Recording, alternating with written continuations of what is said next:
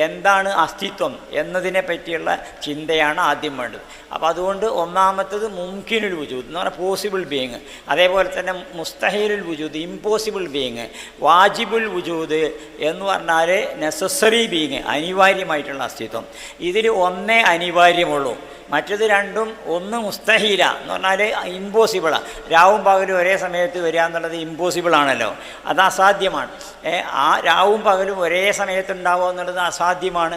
അങ്ങനെ പലതും അസാധ്യമായതുണ്ട്, അതാണ് മുസ്തഹീലുൽ വുജൂദ് എന്ന് പറഞ്ഞാൽ. മുംകിനുൽ വുജൂദ് പറഞ്ഞാൽ സാധ്യമായത്, പോസിബിൾ ബീങ് എന്ന് പറഞ്ഞാൽ പ്രപഞ്ചം പോസിബിളാണ്, പ്രപഞ്ചം ഇമ്പോസിബിളല്ല.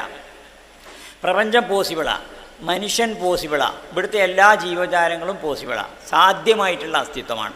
അപ്പോൾ മനുഷ്യനും മറ്റ് പ്രപഞ്ചവും അതിലെ ചരാചരങ്ങളൊക്കെയും സാധ്യമായ അസ്തിത്വങ്ങളാണ്. അതുണ്ടാവും ചെയ്യുക, അല്ലാതൊക്കെ ചെയ്യുക. ഈ പ്രപഞ്ചം ഉണ്ടായിട്ടില്ലെങ്കിൽ എന്താ, ഉണ്ടായിട്ടില്ല, വേറെ ഇപ്പം എന്താ ഉണ്ടായി, അപ്പോൾ അത് മുംകിനായത് സംഭവിച്ചു. പിന്നെ അതേ മനുഷ്യനുണ്ടായിട്ടില്ലെങ്കിൽ എന്താ, ഉണ്ടായിട്ടില്ലെങ്കിൽ പ്രശ്നം എന്താ, ഉണ്ടായി കഴിഞ്ഞിരിക്കണു, അപ്പോൾ അതുകൊണ്ട് ഉണ്ടാവാതിരിക്കുകയും ചെയ്യായിരുന്നു. ഈ രണ്ടും പറ്റുന്നതാണ് മുംകിനുൽ വുജൂദ് പറഞ്ഞാൽ. പിന്നെ മൂന്നാമത് വരുന്നതാണ് വാജിബുൽ വുജൂദ്. വാജിബുൽ വുജൂദ് എന്ന് പറഞ്ഞാൽ അവശ്യ അസ്തിത്വം, അതല്ലെങ്കിൽ നെസസറി ബീയിങ് എന്നൊക്കെ നമുക്ക് പറയാൻ സാധിക്കും. അത് നിർബന്ധമായിട്ട് അനിവാര്യമായിട്ടുള്ള അസ്തിത്വമാണ് എന്ന് പറഞ്ഞാൽ കുറേ നമ്മുടെ മുമ്പിൽ ഇത് തെളിഞ്ഞിട്ടേ നമുക്ക് വിശ്വസിക്കാൻ പറ്റുള്ളൂ. ഇപ്പം ഇസ്ലാമിൻ്റെ വിശ്വാസ കാര്യങ്ങളെപ്പറ്റി പറയുന്നിടത്ത് തന്നെ അന്ധമായ അനുകരണം പറ്റൂല. അവിടെ ഇസ്ലാമിൻ്റെ വിശ്വാസ കാര്യങ്ങൾ നമ്മൾ ഫിഖ്ഹിലൊക്കെ നമുക്ക് അനുകരണം പറ്റും, തഖ്ലീദ് പറ്റും. പക്ഷേ അടിസ്ഥാനപരമായി വിശ്വാസം എന്ന് പറഞ്ഞാൽ നമുക്ക് ബോധ്യപ്പെടണം, ഓരോരുത്തർക്കും ബോധ്യമാവണം. അത് അള്ളാഹ് ഖുർആനിൽ പറയുന്നുണ്ടല്ലോ, വലാ തഖ്ഫു മാ ലൈസ ലക ബിഹി ഇൽമുൻ ഇന്ന സമഅ വൽ ബസറ വൽ ഫുആദ കുല്ലു ഉലൈക കാന അൻഹു മസൂല. വലാ തഖ്ഫു മാ ലൈസ ലക ബിഹി ഇൽമുൻ, നിങ്ങൾക്ക് അറിവില്ലാത്തതിനെ നിങ്ങൾ പിൻപറ്റരുത്. എന്ത് വിഷയമാണെങ്കിലും അറിഞ്ഞിട്ടേ പിൻപറ്റാൻ പാടുള്ളൂ. കാരണം ഇന്ന സമഅ വൽ ബസറ വൽ ഫുആദ കുല്ലു ഉലൈക കാന അൻഹു, മനുഷ്യൻ്റെ കാതിനെപ്പറ്റി, മനുഷ്യൻ്റെ കണ്ണിനെപ്പറ്റി, മനുഷ്യൻ്റെ ഹൃദയത്തെ സംബന്ധിച്ചൊക്കെ ചോദ്യം ചെയ്യപ്പെടും. എന്തുകൊണ്ടാണ് അറിയാതെ വിശ്വസിച്ചതെന്ന്. അപ്പോൾ അതുകൊണ്ട് കണ്ണും കാതും ഹൃദയവും ഒക്കെ അറിവിലേക്കുള്ള വാതായനങ്ങളാണ്. അതുകൊണ്ടാണ് പറയുന്നത് നിങ്ങൾ അറിയാത്തതിനെ പിൻപറ്റരുത്. അതുകൊണ്ട് വലാ തഖ്ഫു മാ ലൈസ ലക ബിഹി ഇൽമുൻ, നിങ്ങൾ അറിയാത്തതിനെ നിങ്ങൾ പിൻപറ്റാൻ പാടില്ല. അപ്പോൾ അതുകൊണ്ട് ദൈവത്തിലാണ് വിശ്വസിക്കാനൊന്നും പാടില്ല. നമുക്ക് യുക്തിയിലൂടെ നമ്മുടെ ബുദ്ധിയിലൂടെ നമുക്ക് ബോധ്യപ്പെടാത്തൊരു ദൈവത്തിൽ നമ്മൾ വിശ്വസിക്കേണ്ട കാര്യമൊന്നുമല്ല. നമുക്ക് അനുഭവപ്പെടാത്തൊരു ദൈവത്തിൽ അങ്ങനെ വിശ്വസിക്കണം. അപ്പോൾ അതുകൊണ്ട് ദൈവവിശ്വാസത്തിൻ്റെ അടിസ്ഥാനമായിട്ട് നമ്മുടെ മുമ്പിലുള്ളത് നമ്മുടെ യുക്തി തന്നെയാണ്, നമ്മുടെ പരമാർത്ഥ ബോധമാണ്. കേവലം യുക്തി മാത്രമല്ല, പരമാർത്ഥ ബോധമാണ്. മനുഷ്യൻ്റെ ഉള്ളിൽ പല ഘടകങ്ങളുമുണ്ട്. ആ ഘടകത്തിൽപ്പെട്ട ഒന്നാണ് പരമാർത്ഥ ബോധം എന്ന് പറഞ്ഞാൽ. അത് ഉണ്ട്, എല്ലാ മനുഷ്യരുടെയും ഉള്ളിലുണ്ട്.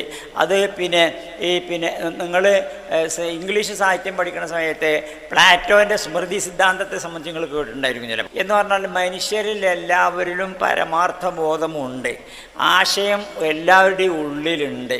അപ്പോൾ അത് എന്നിട്ട് പിന്നെ അത് അങ്ങോട്ട് വിസ്മൃതമായതാണ്. ആ വിസ്മൃതമായത് പിന്നെ രണ്ടാമത് സ്മൃതിയിലേക്ക് കൊണ്ടുവരലാണ് സാഹിത്യത്തിൻ്റെയൊക്കെ ധർമ്മം എന്നാണ് പ്ലാറ്റോ പഠിപ്പിക്കുന്നത്. അപ്പോൾ ഈ സ്മൃതി സിദ്ധാന്തം എന്ന് പറഞ്ഞാൽ മനുഷ്യൻ്റെ സ്മരണയിൽ, അവൻ്റെ ഓർമ്മയിൽ മറഞ്ഞു കിടക്കുന്നുണ്ട് യാഥാർത്ഥ്യങ്ങളൊക്കെ. അതിനെ സംബന്ധിച്ചാണ് പരമാർത്ഥ ബോധം എന്ന് പറയാം. മനുഷ്യനിപ്പോൾ ഒരു കാര്യങ്ങൾ കേൾക്കുന്ന സമയത്ത് അപ്പോൾ കള്ളം പറയാൻ പാടില്ല എന്ന് പറഞ്ഞാൽ ശരിയാണ് ആ പറഞ്ഞത് എന്നുള്ള ബോധം വരുന്നുണ്ട്. അതെന്തുകൊണ്ടാണ് വരുന്നത്? കള്ളം പറയാൻ പാടില്ല എന്ന് ഉള്ളിലുള്ളത് കൊണ്ട് സത്യമേ പറയാവൂ എന്ന് പറയുമ്പോൾ ശരിയാണ് ആ പറഞ്ഞത് തോന്നും. കാരണം എന്താ വെച്ചാൽ സത്യമേ പറയാവൂ എന്നുള്ളത് ഉള്ളിലുള്ളത് കൊണ്ട് ഇങ്ങനെ നല്ല കാര്യങ്ങളെ സംബന്ധിച്ച് പറയുമ്പോഴൊക്കെ നമ്മളതിനെ എസ് വെക്കുന്നുണ്ട്, അതിനെ ശരി വെക്കുന്നുണ്ട്. അതിന് കാരണം എന്താ വെച്ചാൽ, എന്താ ശരിവെക്കാൻ കാരണം? നമ്മുടെ ഉള്ളിലുള്ള പരമാർത്ഥ ബോധത്തെ സ്പർശിക്കുന്നു. അതെ, അതുകൊണ്ടാണ് നമ്മുടെ ഉള്ളിൽ ഈ പരമാർത്ഥ ബോധം ഉള്ളത് കൊണ്ടാണ്. അതേപോലെ തന്നെ ചീത്തയായിട്ടുള്ള വസ്തുക്കളെ സംബന്ധിച്ചൊക്കെ പറയുമ്പോൾ ഏതൊരാൾക്കും തന്നെ അത് ചീത്ത തന്നെയാണ് തോന്നുന്നുണ്ടല്ലോ. അപ്പോൾ അതിനൊരു പ്രധാന കാരണം മനുഷ്യൻ്റെ പരമാർത്ഥ ബോധമാണ്. ഈ പരമാർത്ഥ ബോധം മനുഷ്യൻ്റെ ഉള്ളിലുള്ളതാണ്. അതിനെപ്പറ്റിയാണ് ഖുദ്സിയ ഹദീസിൽ പറയുന്നത് ബനൈതു ഫീ ജൗഫി ബിനി ആദമ ഖസ്റൻ വഫിൽ ഖസ്രി സദ്റൻ വഫിൽ സദ്രി ഖൽബൻ വഫിൽ ഖൽബി ഫുആദൻ വഫിൽ ഫുആദി ശഗാഫൻ വഫിൽ ശഗാഫി ലുബ്ബൻ വഫിൽ ലുബ്ബി സിർറൻ ഒഫിസിരിയാന എന്നൊരു ഖുദ്സിയ ഹദീസിൽ അള്ളാഹു സുബ്ഹാനഹു വ തആല പറയുന്നുണ്ട്. ബനൈതു ഫീ ജൗഫി ബിനി ആദമ, ഓരോ മനുഷ്യൻ്റെയും ഉള്ളിൽ ഞാൻ സൃഷ്ടിച്ചു വെച്ചിട്ടുണ്ട് ഖസ്റൻ, ഒരു മാളിക. എല്ലാ മനുഷ്യൻ്റെയും, ആദമിൻ്റെ മക്കളെന്ന് പറഞ്ഞാൽ മനുഷ്യരെല്ലാവരും. അപ്പോൾ ലോകത്തുള്ള എല്ലാ മനുഷ്യരുടെയും ഉള്ളിൽ ഒരു മാളിക പണിതിട്ടുണ്ട്. ഒഫിൽ ഖസ്റി സദറൻ, ആ മാളികയുടെ ഉള്ളിലാണ് നമ്മുടെ നെഞ്ചകം ഉള്ളത്. ഒഫി സദരി കൽബൻ, അതിൻ്റെ ഉള്ളിലാണ് ഹൃദയമുള്ളത്. ഒഫി സദരി ഫുആദൻ, അതിൻ്റെ അകത്ത് ഹൃദയാന്തരാളമുണ്ട്. ഒഫിൽ ഫുആദി ഷഗാഫൻ, ആ ഹൃദയാന്തരാളത്തിൽ ഒരു ഉള്ളറയുണ്ട്. ഒഫി ഷഗാഫി ലുബൻ, ആ ഉള്ളറക്കുള്ളിൽ ഒരു ഉൾക്കാമ്പ് ഉണ്ട്. ഒഫിൽ ലുബി സിറൻ, ആ ഉൾക്കാമ്പിനുള്ളിൽ ഒരു രഹസ്യമായ ഇടമുണ്ട്. ഒഫിസിരിയാന, അവിടെ ഞാനുണ്ട്. അപ്പോൾ അല്ലാഹു സുബ്ഹാനഹു വ തആല അവനെ സംബന്ധിച്ച് പറയുകയാണ്, അവൻ്റെ ഇരിപ്പിടം. ഓരോ മനുഷ്യൻ്റെയും ഉള്ളിൽ ദൈവബോധമുണ്ട്, ദൈവത്തിനൊരു ഇരിപ്പിടമുണ്ട് എന്നാണ്. അപ്പോൾ ദൈവത്തിന് ഇരിപ്പിടം ഉള്ളത് പക്ഷേ സ്മൃതിയിൽ നിന്ന് അപ്രത്യക്ഷമായി, അത് അപ്രത്യക്ഷമായിരിക്കും. പക്ഷേ കല കൊണ്ടും സാഹിത്യം കൊണ്ടുമൊക്കെ ആ സ്മൃതിയിൽ നിന്ന് അപ്രത്യക്ഷമായതിനെ സ്മൃതിയിലേക്ക് കൊണ്ടുവരലാണ് ധർമ്മം. അതാണ് പ്ലാറ്റോൻ്റെ സ്മൃതി സിദ്ധാന്തം. അപ്പോൾ അതിൽ പറഞ്ഞതുപോലെ തന്നെ ഇത് പരിശുദ്ധ ഖുർആനിൽ ഒന്നും കൂടി വ്യക്തമായിട്ട് തന്നെ പറയുന്നുണ്ട്. വൈദ് അഖദ റബ്ബുക മിൻ ബനി ആദമ മിൻ ളുഹൂരി വഅശ്ഹദഹും അലാ ദുരിയതഹും വഅശ്ഹദഹും അലാ അൻഫുസിഹിം അലസ്തു ബിറബ്ബിക്കും ഖാലൂ ബലാ അൻ തഖൂലു യൗമൽ ഖിയാമത്തി ഇന്നാ കുന്നാ അൻ ഹാദാ ഗാഫിലീൻ ഔ തഖൂലു ഇന്നമാ അശ്റക ആബാഉന എന്ന് പരിശുദ്ധ ഖുർആനിൽ ഈ കാര്യത്തെ സംബന്ധിച്ച് നമ്മൾ ഉണർത്തുന്നുണ്ട്. പലപ്പോഴും പലരും ചോദിക്കാറുണ്ട്, ഒരാൾ മുസ്ലിമായി ജനിച്ച് മുസ്ലിമായി ജനിച്ചതുകൊണ്ട് ഓൻ്റെ വാപ്പിമയൊക്കെ മുസ്ലിമായതുകൊണ്ട് ഓൻ്റെ പാരമ്പര്യത്തിൽ നിന്ന് അവനുണ്ടായി വന്ന വിശ്വാസമല്ലേ ഇസ്ലാം മതം എന്ന് പറഞ്ഞാൽ. അപ്പോൾ പാരമ്പര്യം ഹിന്ദു മതത്തിലോ അതല്ലെങ്കിൽ ക്രൈസ്തവ മതത്തിലോ നിരീശ്വരവാദത്തിലോ എന്തിലെങ്കിലും ഇസ്ലാമേതരമായ മറ്റൊരു പാരമ്പര്യത്തിൽ ജനിച്ച ഒരാളാവുമ്പോൾ അയാൾ വിശ്വാസിയാവാത്തതിന് അയാളെ നമ്മൾ കുറ്റം പറയാൻ പറ്റുമോ എന്ന് സംശയം ചോദിക്കാറുണ്ടല്ലോ. ആ സംശയത്തിൻ്റെ ഉത്തരമാണ് അല്ലാഹു സുബ്ഹാനഹു വ തആല പരിശുദ്ധ ഖുർആനിൽ പറഞ്ഞു തരുന്നത്. എന്താണ്? വൈദ അഖദ റബ്ബുക മിൻ ബനി ആദമ, മനുഷ്യരുടെ മുഴുവൻ എല്ലാ മനുഷ്യരെയും അവരുടെ മുതുകുകളിൽ നിന്ന് പുറത്തേക്ക് വരുത്തി. എന്നിട്ട് വാശ്വതം എന്ന് പറഞ്ഞാൽ ഒരു ആത്മീയ ലോകം, ആശയലോകം എന്ന് പ്ലാറ്റോ സൂചിപ്പിച്ചതിനോട് അതിനോട് സാമ്യതയുള്ള ചിന്തയാണിത്. ആശയലോകം, ideas the world of ideas. ആ വേൾഡ് ഓഫ് ഐഡിയാസാണ് യഥാർത്ഥത്തിൽ ഈ പറയുന്നത്. അതേപോലെ തന്നെയുള്ള ഒരു സംഗതിയാണ് ഈ പറയുന്നത്. അപ്പോൾ അതുകൊണ്ട് മനുഷ്യരുടെ എല്ലാവരെയും അവരുടെ സന്തതികളെ പുറത്തേക്ക് വരുത്തി.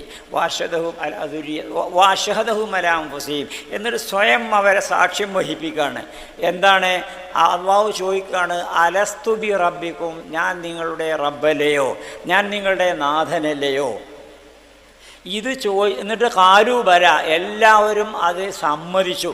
അനുകൂലമായിട്ട് അതിന് പോസിറ്റീവായിട്ടുള്ള ഉത്തരം എല്ലാവരും പറഞ്ഞത് അള്ളാഹു ആണ് റബ്ബ് എന്ന് അത് സമ്മതിച്ചു. ഇതിന് ശേഷം പിന്നെ അള്ളാഹ് പറയുന്നത് എന്താ? അൻ തഖൂലു യൗമൽ ഖിയാമത്തി ഇന്നാ കുന്നാ അൻ ഹാദാ ഗാഫിലീൻ, ഞങ്ങളിതൊന്നും അറിഞ്ഞിരുന്നില്ല എന്ന് ഇനി അവിടെ വെച്ച് പറയരുത് കേട്ടോ. പരലോകത്ത് നിങ്ങൾ രണ്ടാമത് തിരിച്ചു വരും. നിങ്ങളെ ആത്മലോകത്ത് നിങ്ങളെല്ലാവരെയും, ആത്മാക്കളുടെ ലോകത്ത് നിങ്ങളെല്ലാവരെയും സമ്മേളിപ്പിച്ചിരിക്കുകയാണ് അപ്പോൾ ഈ ആത്മാവ് രണ്ടാമത് പിന്നെ ലോകാവസാനത്തിന് ശേഷം ഖിയാമത്ത് നാളിന് ശേഷം ഉയർത്തെഴുന്നേൽപ്പിൽ പിന്നെ ഇതൊക്കെ ഉയർത്തെഴുന്നേറ്റ് വരും. അപ്പോൾ ഉയർത്തെഴുന്നേറ്റ് വരുമ്പോൾ ചോദിക്കും, അവിടെ വെച്ചാണ് നിങ്ങൾ പറയരുത് അന്തഖൂലു യൗമൽ ഖിയാമത്തി ഇന്നാ കുന്നാ അൻ ഹാദാ ഗാഫിലീൻ, ഞങ്ങളിതൊന്നും അറിഞ്ഞിട്ടില്ല എന്ന് പറയാൻ നിൽക്കരുത്. അതിനു വേണ്ടിയിട്ട് ഞങ്ങളെ കൊണ്ടുപോയി സമ്മതിപ്പിക്കണത്. അതല്ലെങ്കിൽ ഞങ്ങളെ വാപ്പാരൊക്കെ മുശ്രിക്കീങ്ങളായിരുന്നു, പിന്നെ അവരെ അനുകരിച്ചു, അതിനിപ്പോൾ ഞങ്ങളെ കുറ്റം പറഞ്ഞിരുന്ന കാര്യം അതും പറയരുത്.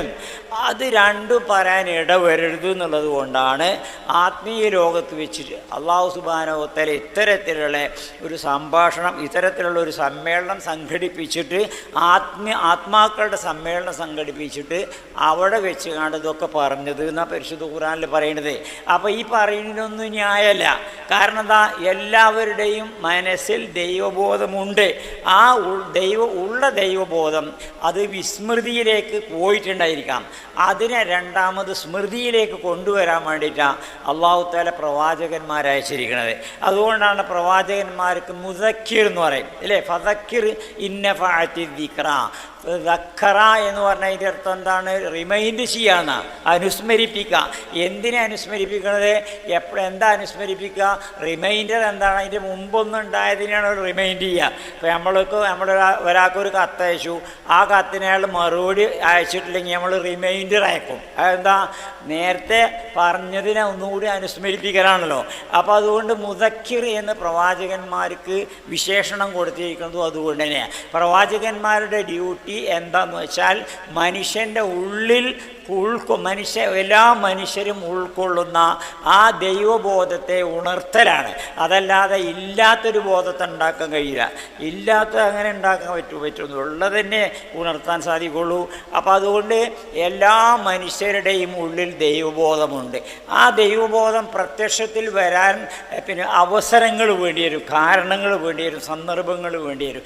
ഇപ്പോൾ പിന്നെ നിങ്ങൾ കേട്ടിട്ടുണ്ടായിരിക്കും ഇമാം ജാഫർ സാദിഖിൻ്റെ അടുക്കൽ ഒരു നിരീശ്വരവാദിയായിട്ടുള്ള ഒരാൾ വന്നു. അദ്ദേഹത്തിന് ഈശ്വരവിശ്വാസം എങ്ങനെയാണ് ഉണ്ടാക്കാൻ പറ്റുക എന്നുള്ളത് അറിയേണ്ടത്. എങ്ങനെയാണ് എനിക്ക് ദൈവവിശ്വാസം നിങ്ങൾ ഉണ്ടാക്കി, അത് എങ്ങനെ എന്നിൽ ദൈവവിശ്വാസം ഉണ്ടാക്കാൻ എന്താ പണിയെന്ന് ചോദിച്ചു. അപ്പോൾ ജാഫർ സാദിഖ് എന്നൊരാളോട് ചോദിച്ച്, നിങ്ങൾ കപ്പൽ യാത്ര ചെയ്തിരിക്കണോ ചോദിച്ചു. ആ കപ്പൽ യാത്ര ചെയ്തിരിക്കണോ. കപ്പൽ യാത്ര ചെയ്യുമ്പോൾ കപ്പൽ അപകടത്തിൽപ്പെട്ടിരുന്നു. അന്നത്തെ കാലത്ത് പറഞ്ഞാൽ കാറ്റിലൊക്കെ പെട്ട് കാറ്റും കൂളൊക്കെ ആയിട്ട് കപ്പൽ മുങ്ങലും മറിയലൊക്കെ ഉണ്ടല്ലോ. അപ്പോൾ അതുകൊണ്ട് നിങ്ങൾ കപ്പൽ യാത്ര ചെയ്തിരിക്കണോ? ആ ചെയ്തിരിക്കണോ. എന്നിട്ട് കാറ്റ് വല്ലപ്പോഴും അപകടത്തിൽപ്പെട്ടിട്ട് നിങ്ങളെ കപ്പൽ അപകടത്തിൽപ്പെട്ടിട്ട് മുങ്ങാൻ പോണ സന്ദർഭം ഉണ്ടായിട്ടുണ്ടോ? ആ ഉണ്ടായിരുന്നു. അപ്പം ഞാൻ ഇനി ബാക്കിയാവില്ല, ഇതിൽ ഞാൻ അവസാനിക്കാൻ പോവുക എന്നുള്ള തോന്നലൊക്കെ ഉണ്ടായിരുന്നില്ലേ? ആ തോന്നലുണ്ടായിരുന്നു. അങ്ങനെ ഒരിക്കലും ഞാനിത് നിങ്ങൾക്ക് ഭൗതികമായ ഒരു വിധേനയും ഭൗതികമായ അർത്ഥത്തിലുള്ള ഒരു വിധേനയും നിങ്ങൾക്ക് രക്ഷപ്പെടാൻ സാധിക്കില്ല എന്നുള്ള തോന്നലുണ്ട് ഇതിനെ. കാരണം അന്നത്തെ മാതിരി മെസ്സേജ് കൊടുക്കാനും അതുപോലെ തന്നെ ഫോൺ വിളിക്കാനും അങ്ങനത്തെ സൗകര്യമൊന്നും അന്നില്ലല്ലോ. അപ്പോൾ അന്നത്തെ സാഹചര്യത്തിൽ മുങ്ങിയതിനെ ചിലപ്പോൾ മുങ്ങിയതാരും അറിയില്ല. അങ്ങനെയൊക്കെയുള്ളൊരു കാലമല്ലേ. അപ്പോൾ അതുകൊണ്ട് അദ്ദേഹത്തോട് ചോദിച്ച്, നിങ്ങൾ ഒരിക്കലും തന്നെ രക്ഷപ്പെടാൻ സാധ്യതയില്ല എന്ന് നിങ്ങൾക്ക് തോന്നിയതില്ലേ? ആ തോന്നിയിരുന്നു. എന്നിട്ടും ആ സമയത്ത് എന്നാലും ഞാൻ കഴിച്ചിലാവും എന്നുള്ളൊരു തോന്നലുണ്ടായിരുന്നു. കഴിച്ചിലാവും ചെയ്തു. അതുകൊണ്ടാണല്ലോ അപ്പോൾ ചോദിക്കാൻ ആളുണ്ടായത്. അപ്പോൾ എന്നാലും നിങ്ങൾക്ക് കഴിച്ചിലാവുന്നൊരു തോന്നലുണ്ടായതിലേ ചോദിച്ചു. ആ അതുണ്ടായിരുന്നു പറഞ്ഞു. അപ്പോൾ ആ കഴിച്ചിലാവും എന്നുള്ള തോന്നലിനെ ഭൗതികമായ ഒരു കേന്ദ്രവുമായി ബന്ധിപ്പിക്കാൻ നിർവാഹമില്ലല്ലോ. ഭൗതികമായ ഒരു കേന്ദ്രവുമായിട്ടും ബന്ധിപ്പിക്കാൻ നിർവാഹമില്ലാതിരുന്നിട്ടും നിങ്ങൾക്ക് ആ സാധ്യത നിങ്ങളുടെ ഉള്ളിലുണ്ടായില്ലേ? അതുണ്ടായിരുന്നു. അത് ഭൗതികമായ ഒരു കേന്ദ്രമായിട്ട് ബന്ധിപ്പിക്കാൻ പറ്റില്ല. അപ്പോൾ ഭൗതികമായ ഒരു കേന്ദ്രമായിട്ടും ബന്ധിപ്പിക്കാൻ പറ്റില്ലെങ്കിൽ പിന്നെ ആ സാധ്യത ഏത് കേന്ദ്രമായിട്ട് നിങ്ങൾ ബന്ധിപ്പിക്കുക? അതൊരു അഭൗതികമായ കേന്ദ്രത്തോടെ ആകാവൂ. ആ അഭൗതികമായ കേന്ദ്രമാണ് ദൈവം. അപ്പോൾ അയാൾക്ക് മനസ്സിലായി. ഇത് പറഞ്ഞപ്പോൾ അയാൾക്ക് മനസ്സിലായി. എന്തുകൊണ്ടാണ് മനസ്സിലായത്? അയാളുടെ ഉള്ളിൽ ദൈവബോധമുള്ളത് കൊണ്ട്. അപ്പോൾ അതുകൊണ്ട് മനുഷ്യൻ്റെ ഉള്ളിൽ ദൈവബോധം, അതല്ലെങ്കിൽ പരമാർത്ഥബോധം, ഈ പരമാർത്ഥബോധത്തെ പിന്നെ ബുദ്ധിയുടെയും അപ്പുറത്ത് യുക്തിയും ബുദ്ധിയും ചെന്ന് പെടുന്നിടത്ത് അത് ഒന്നും കൂടി വികസിപ്പിക്കാം. ബുദ്ധിയെയും യുക്തിയെയും ഒക്കെ ഒന്നും കൂടി പരമാർത്ഥബോധത്തിലേക്ക് വികസിപ്പിക്കലാണ്. അങ്ങനെ വികസിപ്പിക്കുമ്പോൾ മനസ്സിലാക്കാൻ സാധിക്കുന്നതാണ് യഥാർത്ഥത്തിൽ ദൈവത്തിൻ്റെ സാന്നിധ്യത്തെ സംബന്ധിച്ച്. അപ്പോൾ ഞാൻ പറഞ്ഞു എന്താ വെച്ചാൽ, ഉണ്മയെ സംബന്ധിച്ച് നമ്മൾ പഠിക്കുമ്പോൾ വാജിബുൽ വുജൂദിലേക്ക് നമ്മൾ എത്തിച്ചേരാം, നെസസറി ബീങ്ങിലേക്ക് എത്തിച്ചേരാം, അനിവാര്യമായിട്ടുള്ള അസ്തിത്വം. കാരണം ഈ ലോകം ഉള്ള സ്ഥിതിക്ക്, ഈ ലോകം ഉണ്ടായ സ്ഥിതിക്ക്, ഈ ലോകത്തെ ഉണ്ടാക്കി ഒരുത്തനുണ്ടാവുക എന്നുള്ളത് വളരെ സാമാന്യമായ സംഗതിയാണല്ലോ. അത് മാത്രമല്ല ഈ ലോകം ഉണ്ടാകുക മാത്രമല്ല ചെയ്തിരിക്കുന്നത്, ഈ ലോകം വളരെ വ്യവസ്ഥാപിതമായിട്ടുണ്ടായിരിക്കുന്നത്. വളരെ വ്യവസ്ഥാപിതമാണ്, എല്ലായിടത്തും വ്യവസ്ഥകളുണ്ട്. അത് ആകാശലോകത്ത് നക്ഷത്രങ്ങൾ, സൂര്യൻ, ചന്ദ്രൻ, അതിൻ്റെ വ്യവസ്ഥ ഒരു ഭാഗത്ത്. അതേപോലെ തന്നെ ഭൂമിയിലാണെങ്കിൽ സസ്യങ്ങൾ, സസ്യലതാദികൾ, ചെടികൾ, അതുപോലെ തന്നെ സമുദ്രങ്ങൾ, പുഴകൾ, ഇങ്ങനെ പുല്ലുകൾ, പുഷ്പങ്ങൾ തുടങ്ങിയിട്ട് ഭൂമിയിലുള്ള വസ്തുക്കൾ, ഇതിലും നമുക്ക് വ്യവസ്ഥാപിതത്വം കാണാൻ സാധിക്കും.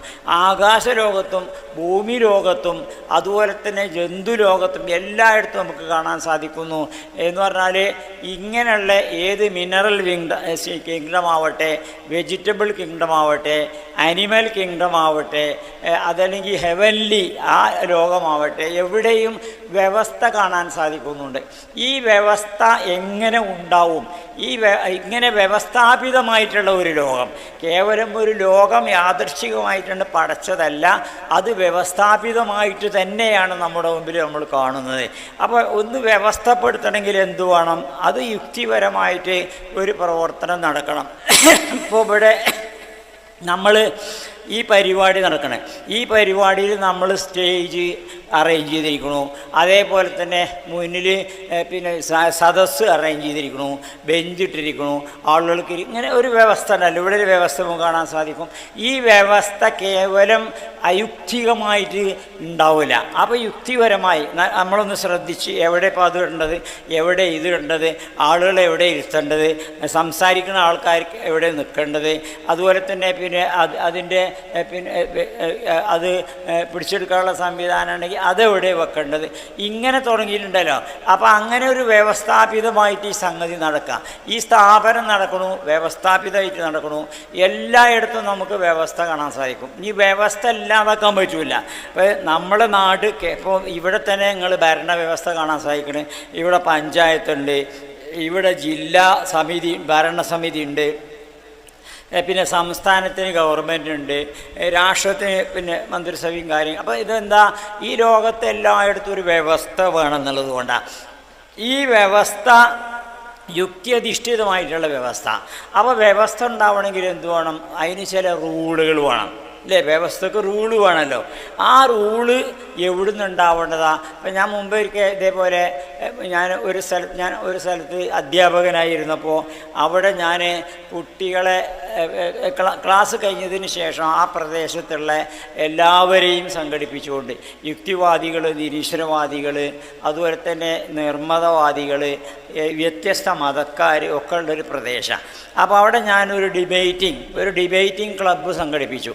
ഡിബേറ്റിംഗ് ക്ലബ്ബ് എന്തിനാന്ന് വെച്ചാൽ 4 മണിക്ക് ശേഷം എൻ്റെ ക്ലാസ് കഴിഞ്ഞതിന് ശേഷം 1 മണിക്കൂർ തർക്കിക്കുക.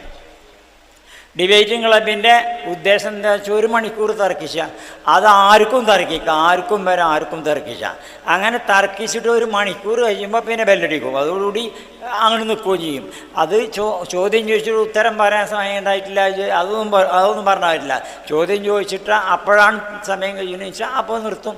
അപ്പോൾ അങ്ങനെയുള്ള ഒരു ഡിബേറ്റിംഗ് ക്ലബ്ബ് ഉണ്ടായിരുന്നു. അപ്പോൾ ആ ഡിബേറ്റിംഗ് ക്ലബിൻ്റെ ഒന്നാമത്തെ യോഗത്തിൽ, ഒന്നാമത്തെ പിന്നെ കൂടലിൽ വിഷയം ഒരാൾ തർക്കിച്ചണമെങ്കിൽ ഒരു ഏതുണ്ടാക്കണമല്ലോ, തർക്കത്തിന് ഒരു ഏതുണ്ടാക്കണമല്ലോ. അപ്പോൾ തർക്കത്തിന് ഏതുണ്ടാക്കാരണം ഒരാളൊരു വിഷയം അവതരിപ്പിക്കണം. അപ്പോൾ അങ്ങനെ ദൈവവിശ്വാസം എന്ന വിഷയമാണ് അവതരിപ്പിച്ചത്.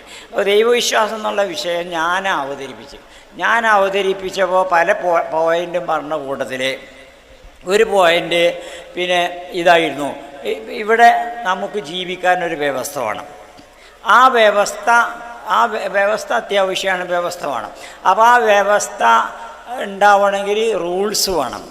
അപ്പോൾ ഈ റൂള് മനുഷ്യൻ്റെ ഭാഗത്തു നിന്നുണ്ടായതാണെങ്കിൽ അത് അപൂർണീകാരം. കാരണം മനുഷ്യൻ ദുർബലനും അപൂർണനുമാണ്. അപ്പോൾ അപൂർണനായ മനുഷ്യനുണ്ടാക്കുന്ന റൂളിലും അപൂർണത ഉണ്ടാവും. അതുകൊണ്ട് മനുഷ്യാതീതമായിട്ടുള്ള ഒരു കേന്ദ്രത്തിൽ നിന്ന് റൂള് വന്നേ പറ്റുള്ളൂ. അപ്പോൾ അതുകൊണ്ട് ഈ ലോകത്തിനൊരു വ്യവസ്ഥ വേണം. ആ വ്യവസ്ഥ ഉണ്ടാവണമെങ്കിൽ റൂള് വേണം. ആ റൂള് മനുഷ്യൻ്റെ ഭാഗത്തു നിന്ന് ഉണ്ടാകുമ്പോഴേ അതിന് അപര്യാപ്തത ഉണ്ടാവും, അപൂർണത ഉണ്ടാവും, അതിന് വീക്ക്നെസ് ഉണ്ടാവും, ഉണ്ടാവും, ദൗർബല്യം ഉണ്ടാവും. അതുകൊണ്ട് പൂർണ്ണമായ ഒരു പൂർണ്ണമായ അസ്തിത്വത്തിൽ നിന്നായിരിക്കണം ഈ വ്യവസ്ഥക്കുള്ള റൂള് വരുന്നത്. അതുകൊണ്ട് ദൈവം ഉണ്ടായേ പറ്റുള്ളൂ എന്നുള്ളത് ദൈവത്തിൻ്റെ അനിവാര്യത സമർത്ഥിച്ച സമയത്ത് ഞാൻ ഈ പോയിൻ്റ് പറഞ്ഞിരുന്നു. അപ്പോൾ എൻ്റെ സംസാരം കഴിഞ്ഞതിന് ശേഷം ഒരു നിരീശ്വരവാദിയായിട്ടുള്ള ഒരു സുഹൃത്ത് എഴുന്നേറ്റിട്ട്, നിങ്ങൾ ആദ്യം തന്നെ നിങ്ങളെ പ്രമിസ് നമ്മൾ അംഗീകരിക്കണില്ല, നിങ്ങളെ കൺക്ലൂഷൻ അംഗീകരിക്കണമെങ്കിൽ ആദ്യം പ്രമിസ് അംഗീകരിക്കണ്ടേ, കൺക്ലൂഷൻ അംഗീകരിക്കണമെങ്കിൽ ആദ്യം പ്രമിസ് അംഗീകരിക്കണ്ടേ. അപ്പോൾ പ്രമിസ് തന്നെ നമ്മൾ അംഗീകരിക്കണില്ല, വ്യവസ്ഥ വേണം എന്ന് പറഞ്ഞത് അംഗീകരിക്കണില്ല. എന്തിനാ വ്യവസ്ഥ അല്ലാതെ ഇവിടെ ജീവിച്ചാലെന്താ? ഇപ്പം നമ്മുടെ നാട്ടിൽ ഈ പോത്തുകളൊക്കെ ജീവിക്കണത് ഇപ്പോൾ വ്യവസ്ഥ ഉണ്ടായിട്ടാണ് ജീവിക്കണത് ചോദിച്ചു. അപ്പോൾ ഞാൻ എഴുന്നേറ്റിട്ട് ഉത്തരം പറയാതെ അവിടെ ഇരുന്നു. അപ്പോൾ അയാൾ ചോദിച്ചു, നിങ്ങൾ എന്താ ചോദ്യത്തിന് ഉത്തരം പറയാത്ത ചോദിച്ചു. അപ്പോൾ പോത്തുകളൊക്കെ അപ്പോൾ ഉത്തരം കിട്ടിയിട്ടാണ് ജീവിക്കണത് ചോദിച്ചു. മനസ്സിലായില്ലെങ്കിൽ പോത്തുകളൊക്കെ ഉത്തരം കിട്ടിയിട്ടാണോ ജീവിക്കണത്? അപ്പോൾ പോത്തുകളെ മാതിരി ജീവിച്ചാൽ മതി എന്ന് പറയുന്ന ഒരാൾക്ക് പിന്നെ ഉത്തരം എന്തിനാ? അപ്പോൾ ഞാൻ പറഞ്ഞെന്താണെന്ന് വെച്ചാൽ, ഈ വ്യവസ്ഥ ഉണ്ടല്ലോ, ഈ ലോകത്തിൻ്റെ വ്യവസ്ഥ, അപ്പോൾ ഈ വ്യവസ്ഥാപിതമായിട്ട് ഈ ലോകം ഉണ്ടാക്കിയിരിക്കുന്നത്. നിങ്ങൾ ആലോചിച്ച് നോക്കുകയാണെങ്കിൽ ഇവിടെ എല്ലാ കാര്യത്തിലും ഈ വ്യവസ്ഥ കാണാൻ സാധിക്കും. ആകാശത്തിലുള്ള നക്ഷത്രങ്ങളുടെ കാര്യത്തിനെ പറ്റിയൊക്കെ ഗവേഷണം നടത്താൻ സാധിക്കുന്നത് എന്തുകൊണ്ടാണ്? ഇതൊക്കെ അതിന് വക നൽകുന്നത് കൊണ്ടാണ്. അപ്പോൾ വാനലോകത്തെ നക്ഷത്രങ്ങളെ സംബന്ധിച്ച് നിരീക്ഷിക്കാനും പഠിക്കാനും, അതുപോലെ തന്നെ ആസ്ട്രോണമി തുടങ്ങിയിട്ടുള്ള ശാസ്ത്രങ്ങളെ സംബന്ധിച്ച് പഠിക്കാനും, അതേപോലെ തന്നെ പിന്നെ ഭൂമി ശാസ്ത്രം പഠിക്കാനും ഇതിനൊക്കെ സാധിക്കുന്നത് എന്തുകൊണ്ടാണ്? ഇതൊക്കെ ഒരു വ്യവസ്ഥാപിതമായിട്ട് ഇവിടെ നിലനിൽക്കുന്നത് കൊണ്ടാണ്. അപ്പോൾ അതുകൊണ്ട് എല്ലാം നമ്മൾ ഇപ്പോൾ ഔഷധങ്ങളെ പറ്റി പഠനം നടത്തും. ഔഷധങ്ങളെ പറ്റി പഠനം നടത്താൻ അതിൽ ഔഷധവീര്യം അടക്കിയത് കൊണ്ടാണല്ലോ. അപ്പോൾ ഇവിടെ രോഗം ഉണ്ടാവും എന്നതുകൊണ്ട് ഔഷധം ഉണ്ടായിരിക്കണം. ആ ഔഷധം ഈ രോഗത്തിന് പ്രതിവിധിയായ തരത്തിൽ ആയിരിക്കണം. അപ്പോൾ അതുകൊണ്ട് ഇവിടെയുള്ള സകല വസ്തുക്കളും ഈ ഒരു വ്യവസ്ഥക്ക് തെളിവായിട്ട് നമുക്ക് കാണാൻ സാധിക്കും. മനുഷ്യന് രോഗം വരുന്ന, പുതിയൊരു രോഗം വരുന്ന സമയത്തോ, പുതിയൊരു രോഗം വന്നാൽ ആ പുതിയ രോഗത്തിന് ഔഷധം കണ്ടുപിടിക്കണം. അപ്പോൾ പുതിയൊരു രോഗം വരാനിരിക്കുന്നു, ആ പുതിയ രോഗത്തിന് ഔഷധം കണ്ടുപിടിക്കാനുള്ള അടിസ്ഥാനമായ പദാർത്ഥങ്ങൾ ഇവിടെ ഉണ്ടായിരിക്കണം, അല്ലെങ്കിൽ ചെടികളുണ്ടായിരിക്കണം, ഔഷധങ്ങളുണ്ടായിരിക്കണം എന്ന് മനസ്സിലാക്കിയിട്ട് എത്രയോ വർഷങ്ങൾക്ക് ശേഷം, ഒരു ഉദാഹരണം പറഞ്ഞപ്പോൾ നമ്മൾ ശരിയോ തെറ്റോ എന്തോ ആയിക്കോട്ടെ, കോവിഡ് വന്ന സമയത്ത് അല്ലേ, കോവിഡ് വന്ന സമയത്ത് കോവിഡിന് വാക്സിനേഷൻ നടത്തണമല്ലോ. വാക്സിനേഷൻ നടത്തണമെങ്കിൽ എന്ത് വേണം? അതിന് മരുന്ന് വേണം. ആ മരുന്ന് കണ്ടുപിടിക്കാൻ പറ്റുന്ന തരത്തിലുള്ള പദാർത്ഥങ്ങൾ, അതല്ലെങ്കിൽ ചെടികൾ ഈ ഭൂമിയിൽ നേരത്തെ ഉള്ളത് കൊണ്ടാണല്ലോ സാധിക്കണത്. അത് കണ്ടെത്താനും ഗവേഷണം നടത്താനും പറ്റുന്ന തരത്തിൽ മനുഷ്യന് ബുദ്ധിയും കൊടുത്തിരിക്കുന്നത്. അപ്പോൾ ഇങ്ങനെ ഒരു രോഗം ഇവിടെ എന്നോ വരാനിരിക്കുന്നു, ഒരു പാൻഡമിക് ഡിസീസ് ലോകത്തെല്ലായിടത്തും വരാനിരിക്കുന്നു. അതുകൊണ്ട് രോഗാടിസ്ഥാനത്തിൽ തന്നെ പരക്കുന്ന ഒരു പാൻഡമിക് ഡിസീസ് വരുമ്പോഴേ ആ പാൻഡമിക് ഡിസീസിന് ഫലപ്രദമായിട്ടുള്ള ഔഷധം ഇവിടെ ഉണ്ടായിരിക്കണം. ആ ഔഷധം കണ്ടുപിടിക്കാൻ പറ്റുന്ന തലച്ചോറ് കുറച്ച് ആൾക്കാർക്ക് ഉണ്ടായിരിക്കണം. അവർക്ക് കണ്ടുപിടിക്കാൻ പറ്റുന്ന തരത്തിലുള്ള ഔഷധ ചെടികൾ ഇവിടെ ഉണ്ടായിരിക്കണം, അസംസ്കൃത പദാർത്ഥങ്ങൾ ഉണ്ടായിരിക്കണം എന്നൊക്കെ മുൻകൂട്ടി തന്നെ കണ്ട് ഉണ്ടാക്കി വെച്ചതുകൊണ്ടാണല്ലോ ഇപ്പോൾ അതൊക്കെ കണ്ടെത്താൻ പറ്റുന്നത്. അപ്പം അതുകൊണ്ട് ഈ ലോകത്തുള്ള ഏത് സംഗതിയാണെങ്കിലും അതൊക്കെ മുൻകൂട്ടി പ്ലാൻ ചെയ്തുകൊണ്ട് ഉണ്ടാക്കിയതുപോലെ നമുക്ക് കാണാൻ സാധിക്കും. അതുപോലെ തന്നെ നിങ്ങൾ ആലോചിച്ച് നോക്കി, ഇപ്പോൾ പിന്നെ ഈ ലോകത്ത് മനുഷ്യന് ഏറ്റവും ഡിമാൻഡിനനുസരിച്ചുള്ള സപ്ലൈ ആണ് ഇവിടെ അല്ലേ, ഡിമാൻഡിനനുസരിച്ചുള്ള സപ്ലൈ, മനുഷ്യൻ്റെ ഡിമാൻഡിനനുസരിച്ചുള്ള സപ്ലൈ ആണ് ഇവിടെ വരുന്നത്. ഇപ്പോൾ ഏറ്റവും കൂടുതൽ ആവശ്യമുള്ളത് എന്താ? ഏറ്റവും കൂടുതൽ ആവശ്യമുള്ളത് വായുവാണ്. ഏറ്റവും കൂടുതൽ ആവശ്യമുള്ളത് വായുവാണ്. വെള്ളം രണ്ടാമതാണ്, ഭക്ഷണ സാധനങ്ങൾ മൂന്നാമതാണ്. അപ്പോൾ ലോകത്ത് നോക്കി നിങ്ങൾ, വായുവാണ് ഏറ്റവും കൂടുതലുള്ളത്. കാരണം വായുവാണ് ഏറ്റവും കൂടുതൽ ആവശ്യം. ഇപ്പോൾ കാരണം മനുഷ്യൻ്റെ ഒന്നാമത്തെ ആവശ്യം ഏതാണ്? വായു ഇല്ലെങ്കിൽ മനുഷ്യന് ജീവിക്കാൻ സാധിക്കില്ല. വെള്ളം ഇല്ലെങ്കിൽ കുറേ നേരമൊക്കെ ജീവിക്കാൻ പറ്റും. ഭക്ഷണ സാധനം ഇല്ലാതെ വെള്ളം കുടിച്ച് കുറേ കാലമൊക്കെ പോകാൻ പറ്റും അല്ലേ. അപ്പോൾ അതുകൊണ്ടാണ് ഏറ്റവും കൂടുതൽ മനുഷ്യന് ആവശ്യമായിട്ടുള്ളത് വായു ആയതുകൊണ്ട് എല്ലായിടത്തും വായു നിക്ഷേപിച്ചു വെച്ചിട്ടുണ്ട്. രണ്ടാമതാണ് ഭക്ഷണ സാധനങ്ങൾ, രണ്ടാമതാണ് വെള്ളമുള്ളത്. മൂന്നാമതാണ് ഭക്ഷണ സാധനം ഉള്ളത്. അപ്പോൾ കണ്ടോ, മനുഷ്യരാശിയുടെ ലോകത്തുള്ള മനുഷ്യരാശിയുടെ ഒന്നാമത്തെ ഡിമാൻഡ് മനസ്സിലാക്കിയിട്ട് ഏറ്റവും കൂടുതൽ അതുണ്ടാക്കിയിരിക്കുക, രണ്ടാമത്തെ ഡിമാൻഡ് മനസ്സിലാക്കിയിട്ട് രണ്ടാമതായി അതുണ്ടാക്കിയിരിക്കുക, അതിന് ശേഷമുള്ള ഡിമാൻഡ് മനസ്സിലാക്കി അതിനനുസരിച്ച് അതുണ്ടാക്കി. അപ്പോൾ ഇങ്ങനെ മനുഷ്യൻ്റെ ഡിമാൻഡിനെയും സപ്ലൈയെയും തമ്മിൽ ബന്ധിപ്പിക്കുന്ന ഒരു ബുദ്ധി കേന്ദ്രത്തിൽ നിന്ന് ഉള്ള പ്രവർത്തനം കൊണ്ട് ഇതൊക്കെ സാധ്യമാവുകയുള്ളൂ എന്ന് നമുക്ക് മനസ്സിലാക്കാൻ സാധിക്കും. അപ്പോൾ ഈ പ്രപഞ്ചത്തിലുള്ള ഏതേത് വസ്തുവിനെ പറ്റി നമ്മൾ പരിശോധിച്ച് നോക്കിയിട്ടുണ്ടെങ്കിലും അതിലൊക്കെയും ഇത്തരത്തിലുള്ള തെളിവുകൾ ഇങ്ങനെ അടങ്ങിയിരിക്കുകയാണ്. അത് മനുഷ്യൻ്റെ ശരീരത്തിലും എല്ലായിടത്തും നമുക്ക് കണ്ടെത്താൻ സാധിക്കും. മനുഷ്യൻ്റെ ശരീരത്തെ പറ്റി തന്നെ ചിന്തിച്ചിട്ടുണ്ടെങ്കിൽ അല്ലേ, അള്ളാഹു തആല പരിശുദ്ധ ഖുർആനിൽ പറഞ്ഞിട്ടുണ്ട്, സനുരീഹിം ആയാതിനാ ഫിൽ ആഫാഖി വഫീ അൻഫുസിഹിം അല്ലേ, സനുരീഹിം ആയാതിനാ ഫിൽ ആഫാഖി വഫീ അൻഫുസിഹിം, നമ്മുടെ അടയാളങ്ങൾ, നമ്മുടെ ദൃഷ്ടാന്തങ്ങൾ, നമ്മുടെ തെളിവുകൾ, നമ്മുടെ രേഖകൾ നാം അവർക്ക് കാണിച്ചു കൊടുക്കും. എവിടെ കാണിച്ചു കൊടുക്കും? സനുരീഹിം ആയാതിനാ ഫിൽ ആഫാഖി, എല്ലാ ദിക്കുകളിലും, ദിക്കുകളിലൊക്കെയും ഈ രേഖ പരന്ന് ചിതറിക്കിടക്കുന്നുണ്ട്. പിന്നെ വഫി അൻഫുസിഹിം, അവരിൽ തന്നെയും, മനുഷ്യനിൽ തന്നെയും. അപ്പോൾ മനുഷ്യനിലുള്ള പിന്നെ അടയാളങ്ങളും തെളിവുകളും നമ്മളെടുത്ത് പരിശോധിച്ചാൽ തന്നെയും ഇത് നമുക്ക് കാണാൻ സാധിക്കും, ഓരോന്ന് കാണാൻ സാധിക്കും. ഇപ്പോൾ നിങ്ങൾ ആലോചിച്ച് ഡിമാൻഡ് അനുസരിച്ച് ഉള്ള സപ്ലൈ കാണില്ലേ, മനുഷ്യന് ജനിച്ചു വരുന്ന സമയത്ത് കൈയുണ്ട്, കാലുണ്ട്, കണ്ണുണ്ട്, നാക്കുണ്ട്, മൂക്കുണ്ട്, പല്ലില്ല. കാരണം മുലപ്പാൽ കുടിച്ചാൽ പല്ല് ഡിമാൻഡില്ല. ചെറിയ കുട്ടിയാണ് സമയത്ത് പല്ല് വേണ്ട, മുലപ്പാൽ കുടിച്ചാൽ പല്ല് ആവശ്യമില്ലല്ലോ. ചിലപ്പോൾ മുലപ്പാൽ കുടിച്ചാൽ പല്ല് ആവശ്യമില്ല എന്ന് മാത്രമല്ല, ആ സമയത്തുണ്ടായ ചിലപ്പോൾ ഉമ്മാൻ്റെ മുലയൊക്കെ കടിച്ച് മുറിച്ചൊക്കെ ചെയ്യും ചിലപ്പോൾ. അപ്പോൾ അതുകൊണ്ട് ആ സമയത്ത് ആ പല്ല് കൊടുക്കണില്ല. പിന്നെ മനുഷ്യന് ഭക്ഷണമൊക്കെ കഴിക്കാനാവണേ ഒക്കെ ദഹിക്കുമെന്നൊക്കെ ഉള്ള അവസ്ഥയ്ക്ക് എത്തുന്ന സമയത്ത് പിന്നെ പല്ല് കൊടുക്കണം. ആ പല്ല് തന്നെ ഒരു സെറ്റ് പല്ല് ആദ്യം തന്നതാണ് പോകും. അതെന്തിനാ? ഇതൊക്കെ എത്ര പ്ലാൻ ചെയ്തിട്ടാണ് നടന്നുകൊണ്ടിരിക്കുന്നത് നിങ്ങൾ ആലോചിച്ച് നോക്കുകയാണെങ്കിൽ. ഒന്നാമത്തെ സെറ്റ് പല്ലങ്ങോട്ട് പോകും, കൈയൊന്നും പോകണില്ലല്ലോ, കാലൊന്നും പോകണില്ലല്ലോ. കൈ പോകണില്ല, കാല് പോകണില്ല, കണ്ണ് പോകണില്ല, നാക്ക് പോകണില്ല, മൂക്ക് പോകണില്ല, തല പോകണില്ല, ഒന്നും പോകണില്ല. പക്ഷെ പല്ല പോണത്. എന്താ പല്ല് പോകാൻ കാരണം? ആ പല്ല് തന്ന സമയത്ത് പല്ല് പ്രിസർവ് ചെയ്യാൻ നമുക്ക് പറ്റില്ല. ചെറിയ കുട്ടികളാകുന്ന സമയത്ത് തന്ന പല്ല, ഡിമാൻഡുണ്ട് പല്ലിന്, പക്ഷെ അത് സൂക്ഷിക്കാനുള്ള പ്രായത്തീരില്ല.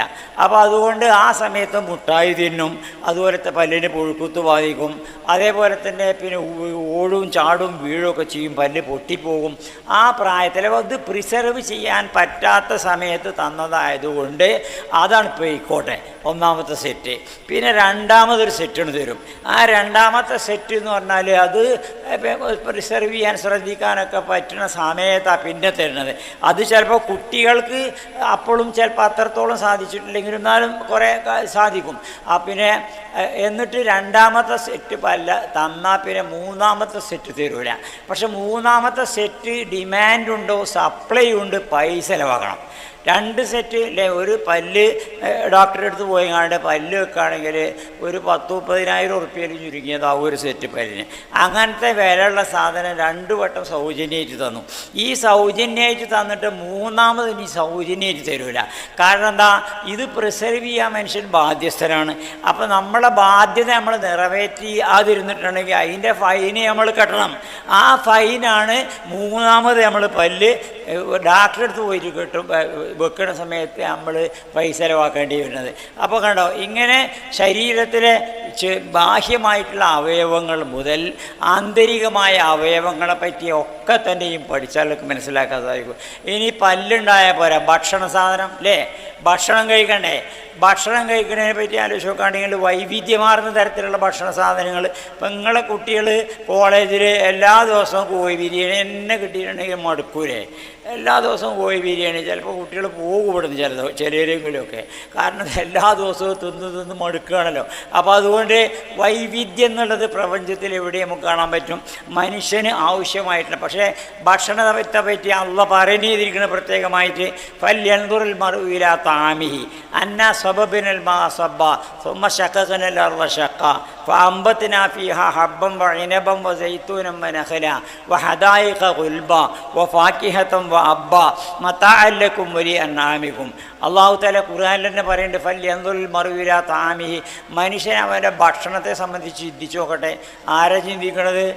3 നേരം നന്നായിട്ട് തട്ടും, പിന്നെ തട്ടുകടയിൽ പോയിട്ടും തട്ടും. പക്ഷെ ചിന്തിക്കണ്ടേ?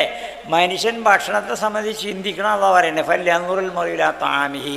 അതിനെപ്പറ്റി ഒന്ന് ആലോചിച്ച് നോക്കുക. അത് മുമ്പിലേക്കൊണ്ട് വരുന്നുണ്ട്, വരുമ്പോൾ നമ്മൾ നന്നായിട്ട് വാരി വിഴുങ്ങുന്നുണ്ട്. പക്ഷെ അതിനെപ്പറ്റി അത് വന്ന വഴിയെ സംബന്ധിച്ചൊക്കെ ചിന്തിക്കുക എന്നുള്ളൊരു സംഗതി മനുഷ്യൻ്റെ പ്രത്യേകതയാണല്ലോ. അതാണ് അള്ളാഹ് പറയുന്നത് ഫല്യൻദുറുൽ മർഉ ഇലാ തആമിഹി. മനുഷ്യൻ അവൻ്റെ ഭക്ഷണത്തെ പറ്റി ചിന്തിക്കട്ടെ. എന്താണ് അതിൻ്റെ ഓരോ ഘട്ടങ്ങളും?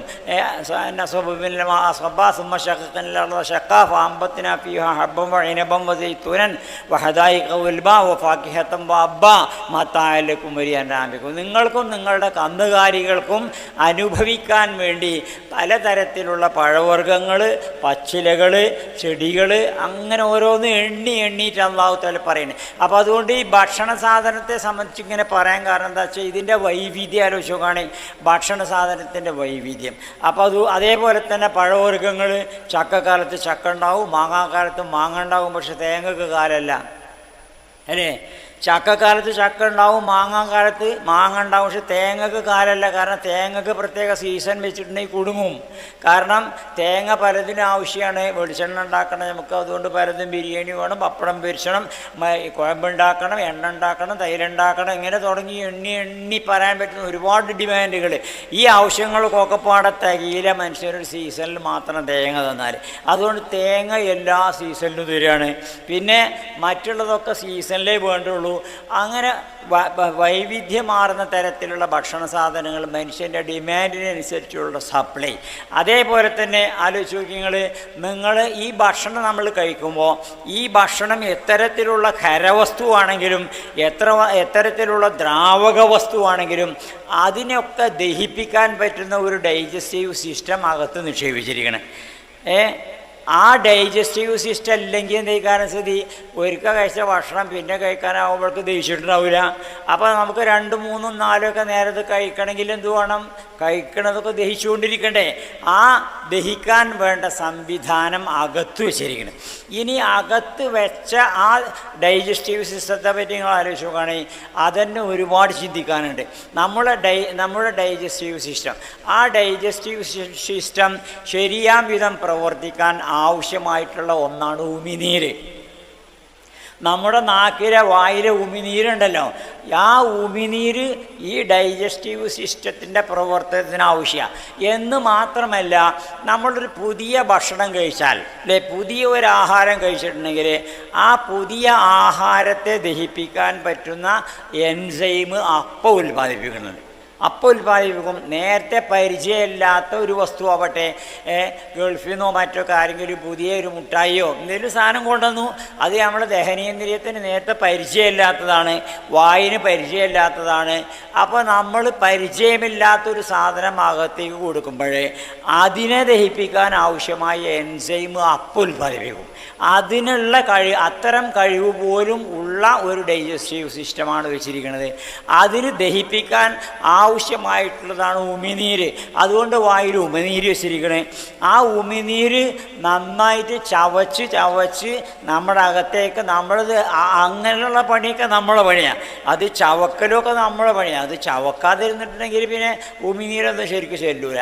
അപ്പോൾ അതുകൊണ്ട് നിങ്ങൾ നോക്കുകൊണ്ട് ഈ വെറ്റില മുറുക്കുന്ന ആൾക്കാരുണ്ടാവും നമ്മുടെ നാട്ടിലൊക്കെ. വെറ്റില മുറുക്കുന്ന പഴയ ആൾക്കാർ ഇപ്പൊന്നും അങ്ങനെ ഇല്ല തോന്നുന്നുണ്ട്, ഏതായാലും ഇപ്പോഴും ഉണ്ടല്ലോ കുറച്ചൊക്കെ. ഈ വെറ്റില മുറുക്കുന്ന ആളുകൾക്കൊക്കെ മിക്കവാറും നെഞ്ചരിച്ചിലുണ്ടാവും. ചോദിച്ചുകൊണ്ട് ഗ്യാസ് നെഞ്ചരിച്ചിലൊക്കെ ഉണ്ടാവും.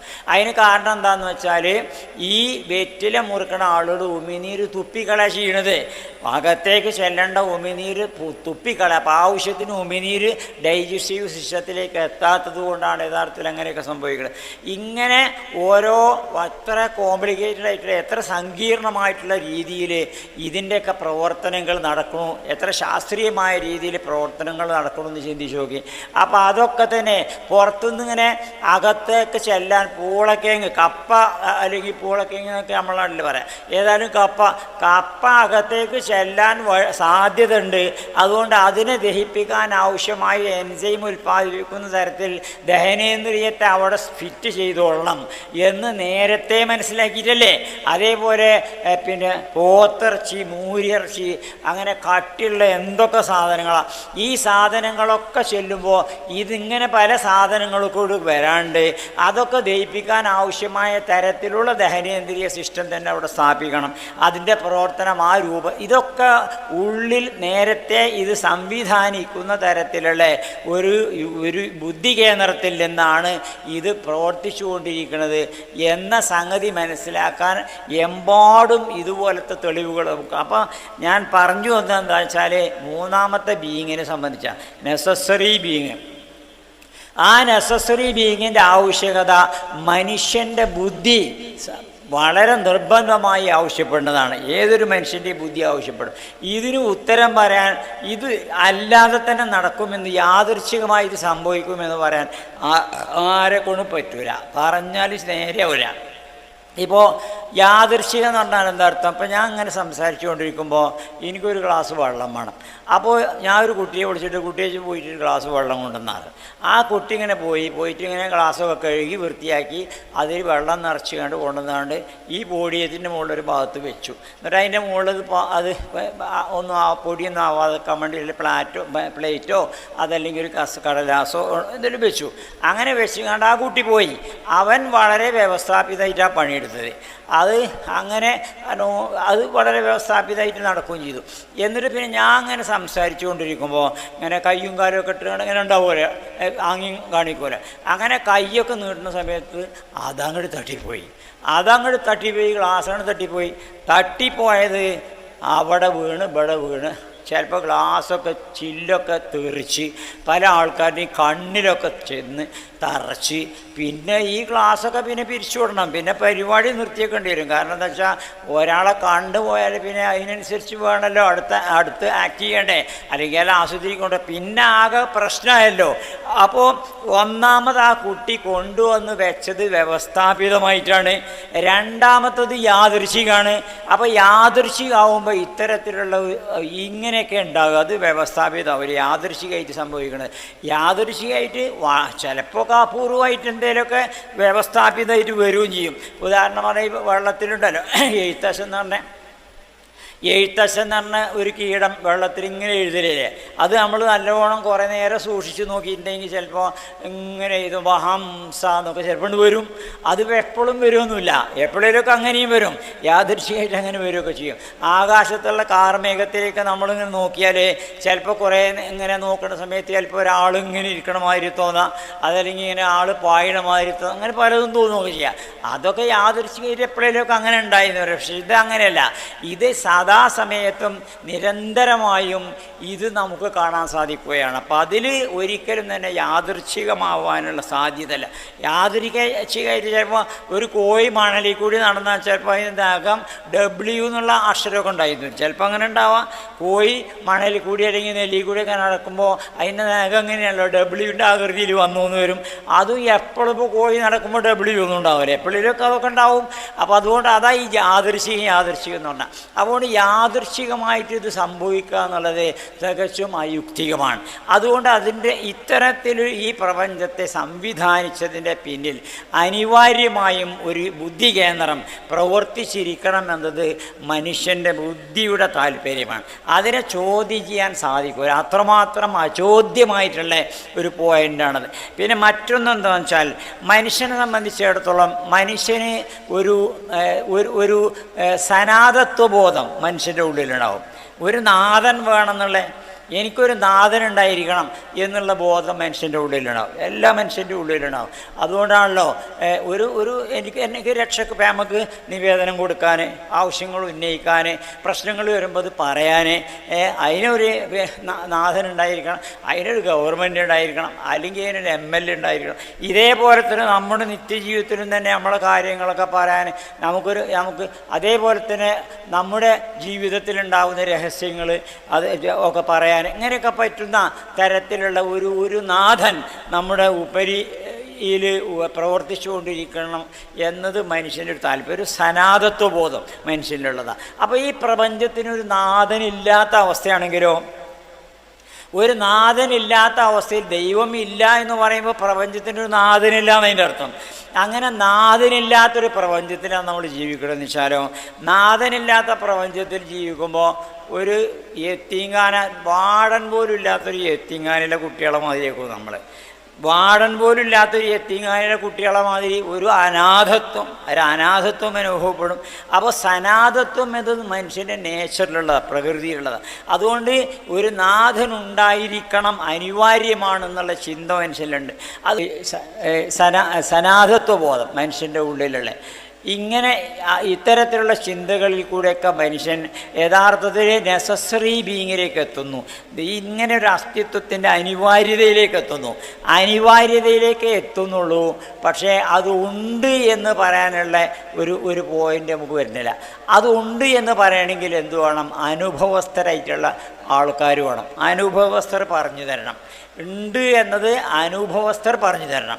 അനുഭവസ്ഥർ എന്ന് പറഞ്ഞാൽ പ്രവാചകന്മാർ, അതിനാണ് പ്രവാചകന്മാരിൽ വിശ്വസിക്കുന്നത്. അള്ളാഹുവിൽ വിശ്വസിക്കുന്നതിൻ്റെ മുമ്പ് അള്ളാഹുവിലുള്ള വിശ്വാസം നമ്മുടെ യുക്തിയും ബുദ്ധിയും താല്പര്യപ്പെടുമ്പോൾ അത് ഉണ്ട് എന്ന് നമ്മുടെ മുമ്പിൽ അത് സ്ഥാപിച്ചു തരുന്നത് അത് അനുഭവിച്ചവരായിരിക്കണം.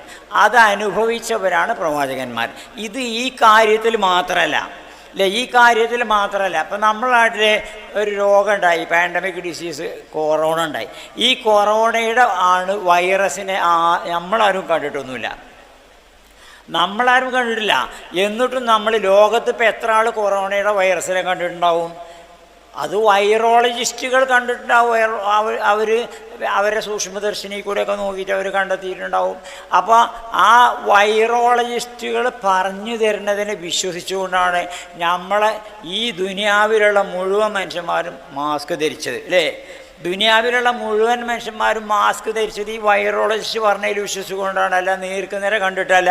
അതേപോലെ തന്നെ ലോക്ക്ഡൗൺ ഏർപ്പെടുത്തിയത് ഈ വൈറോളജിസ്റ്റ് പറഞ്ഞതിൻ്റെ അടിസ്ഥാനത്തിലാണ്. അതേപോലെ തന്നെ നമ്മൾ ലോക്ക്ഡൗൺ ഏർപ്പെടുത്തിയത് അവിടെ ഡിസ്റ്റൻസ്, ഈ 3 തരത്തിലാണ് നമ്മളതിന് നേരിട്ടത്. ഈ 3 തരത്തിലും കൊറോണയുടെ വൈറസിനെ നമ്മൾ നേരിട്ടത് എങ്ങനെയാണ്? നമ്മളാരും കണ്ടിട്ടില്ല, നമ്മുടെ കൂട്ടത്തിൽ ആരും കണ്ടിട്ടില്ല. വളരെ അപൂർവം വൈറോളജിസ്റ്റുകൾ മാത്രം അതിനെ അവരുടെ സൂക്ഷ്മദർശിനി കൂടി കണ്ടിട്ടുണ്ടാവും. പിന്നെ നമ്മുടെ പണി എന്താണ്?